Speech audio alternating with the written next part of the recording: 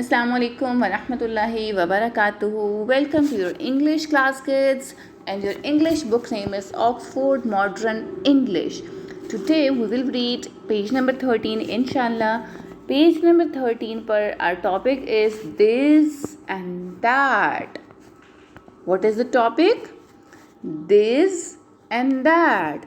इससे पहले भी आप मेरे साथ मिलकर दिस एंड दैट का यूज़ पढ़ चुके हैं. हम इससे रिलेटेड वर्कशीट्स भी कर चुके हैं. Now I am sure that you can use easily these two words this and that. Let me tell you for once more.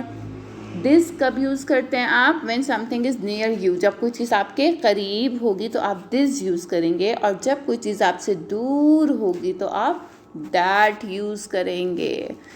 Very good. But keep it in mind, इस बात को भी याद रखिएगा कि दिस और दैट सिर्फ singular चीज़ों के लिए यूज़ होते हैं. सिंगुलर का मतलब है एक, जिनकी तादाद एक हो.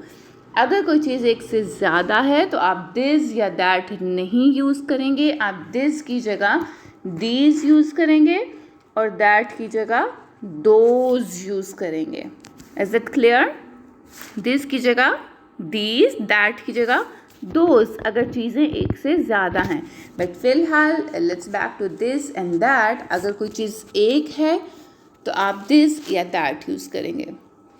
Let's start. Cycle and car, there are two objects जिनके बारे में हमको बात करनी है. This is a cycle. Cycle पास है ना इस बॉय के, तो ये बॉय जब आपसे बात करे, he is telling you that this is a cycle and that is a car. That is a car. ये एक साइकिल है एंड वो एक कार है. जब कोई चीज़ आपसे दूर है और आपको उसके बारे में कोई बात करनी है तो आप क्या यूज़ करेंगे? That is a car. Those are trees. Those are trees. क्योंकि अब वो ज़्यादा हो गए ना, कार एक है, तो हमने क्या कहा? That is a car. और जैसे ही हम trees पर गए तो हमने क्या कहा? Those are trees. Very good, kids. Let's move to the next picture on page number 13. Here is a book and here is a pencil. Book and pencil. Let's see where we use this. This कहाँ use करेंगे? Book is near you, तो आप क्या कहेंगे? This is a book. This is a book. Pencil थोड़ा सा आपसे दूर है, far है, तो आप कहेंगे That is a pencil. That is a pencil. This is a book and that is a pencil. This is a book.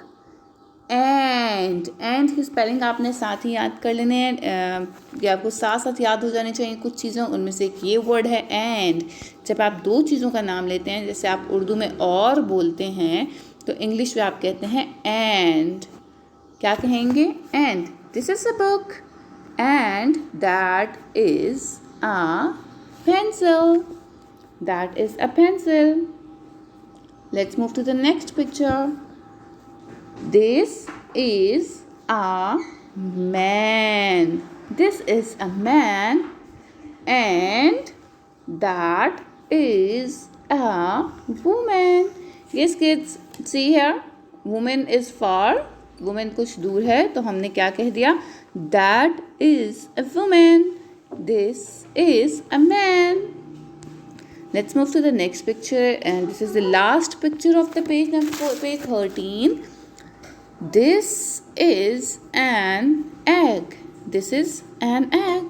अब यहाँ हमने आ नहीं यूज़ किया, एन यूज़ किया. Why kids? Because vowel sound से पहले हम एन यूज़ करते हैं, आ यूज़ नहीं करते. We have already done articles. हम आर्टिकल्स इससे पहले कर चुके हैं. Use of a and use of an, इन दोनों का यूज़ हमें आता है. आ कॉन्सोनेंट साउंड से पहले आता है, एन वॉवल साउंड से पहले आता है. Now here egg is vowel, is a vowel sound, so this is an egg and that is a nest. This is an egg And that is a nest. Yes, kid. Now, what will you do? Open your books, open your OME reader, page number 13, and just start reading. Well then, kids.